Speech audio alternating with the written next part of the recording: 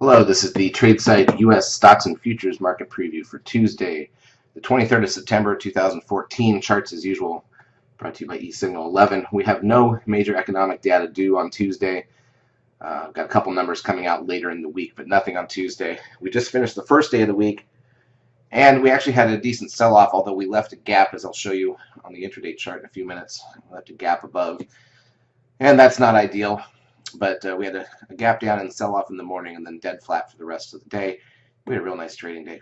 The morning really made it for us. Several big winners. Several winners anyway. Tesla for up to 5 or 6 points. It was nice. Here's a look at the ES. That's the S&P E-mini front month futures contract. And you can see we've kind of rolled over here again. If I had to describe the last month or so, again, here's the way I look at it. You know, in August, everybody went away. You can see after that first week of August, we had been selling off late in July and starting August. And then basically right around the time the volume disappeared, all the big players went away, the market just sort of started gapping up every day and holding, gapping up and holding. A lot of that move up in August was not actual trading. It was gaps in the morning. When we got to the end of August and the volume was really bad, the market went sideways. We were glued to that 2,000 level on the ES. And we basically spent 8 or 9 days closing within a point or so of that 2,000 level, even into September, which was interesting.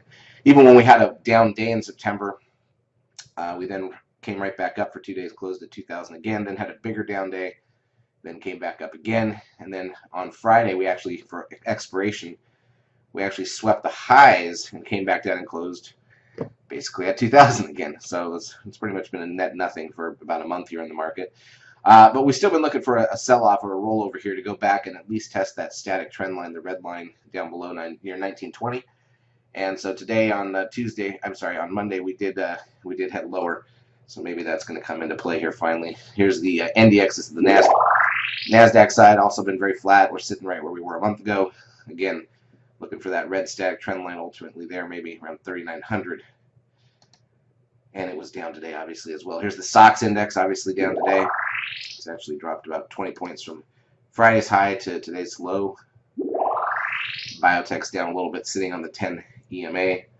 Everything was red today. Apple closed 10 cents to the green, but everything else on my list was red. Advancers lost to decliners by almost 2,000. 2,000 on the NASDAQ and 2,000 on the New York.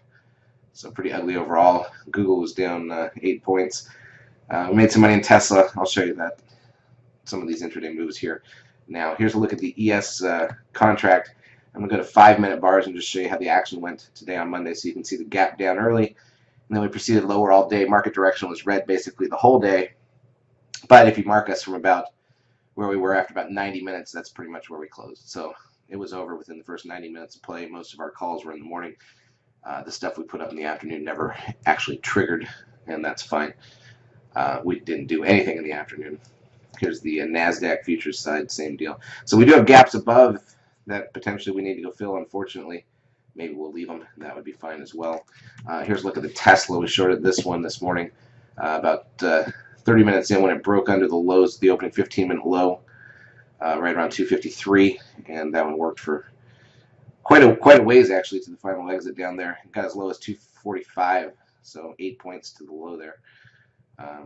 And we had a couple other solid winners early, and no real losers. So that was good. Good trading day overall. Like I said, no economic data tomorrow, but today was the first day of the new option cycle after triple expiration on Friday. It can be a little slow. I was happy that we got what we did because it was a solid day. But hopefully Tuesday, Wednesday, and Thursday will be better. Those are the better trading days of the week on average.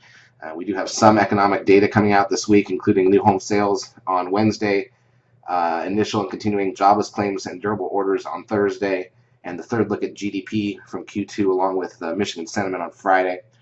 And then we head into end of quarter, Monday and Tuesday of next week. Tuesday is the last day of September. It's the last day of the third quarter. So you're going to have some situations where stocks are pegged to their prices for end of quarter and end of month statement prints. So probably not a lot of excitement next Monday, Tuesday. And then after that, we're into the fourth quarter of the year, and some of the better trading times usually start somewhere here in September and head all the way till April or May. So we're excited about that. That's about all there is. We'll see you in the trading lab. Help you out. Have a great trading day.